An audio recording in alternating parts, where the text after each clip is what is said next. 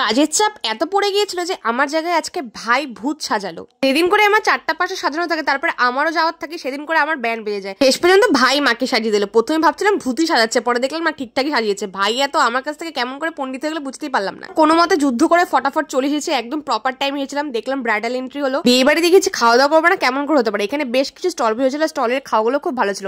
তারপরে আমি আজকে লিটারালি আধা ঘন্টার মধ্যে রেডি হয়েছি, একদম যুদ্ধ করে রেডি। সেদিন করে তাড়াহুড়ো করে রেডি হয়ে ওই দিনই দেখি কেন জানি না প্রপার মেকআপ হয়, আর অন্যদিন 1-1.5 ঘন্টা ধরে সাজলেও আমার ঠিকঠাক মেকআপ হয়। তো কিছুর পরে তারপরে আমাদের একটা সুন্দর ডান্স পারফরমেন্স ছিল, যেটা আমরা একদমই উইদাউট রিহার্সাল করেছি। তারপরে সবাই মিলে প্রচুর পরিমাণে মজা করছিলাম, আর আমাদের ফুল ফ্যামিলি সেখানটাতে গিয়েছিলাম। তারপরে চলে আসলো আমরা কাজিনসরা একসাথে হলে আমাদের খাবার থেকে গল্পটাই বেশি হয়। আমরা এত মজা করেছি খাবার থেকে, আমরা এখানে গল্পটাই বেশি করেছি। তো এখানে খাওয়ার মধ্যে ফার্স্টে দিয়েছিল কাটলেট, তারপরে ছিল গলদা চিংড়ি, ফ্রাইড রাইস ছিল, পোলাও ছিল, অনেক কিছু ছিল। এত কিছু তো ভিডিও করা যায় না, খুবই আমার আনকমফোর্টেবল ফিল হয়। যাই হোক, প্রচুর পরিমাণে খাওয়া দাওয়া করেছি, ঠিকঠাকই ছিল খাওয়া দাওয়াগুলো। আর তোমাদের সাথে দেখা যাচ্ছে নেক্সট কোনো একটা ভিডিওতে। Bye bye.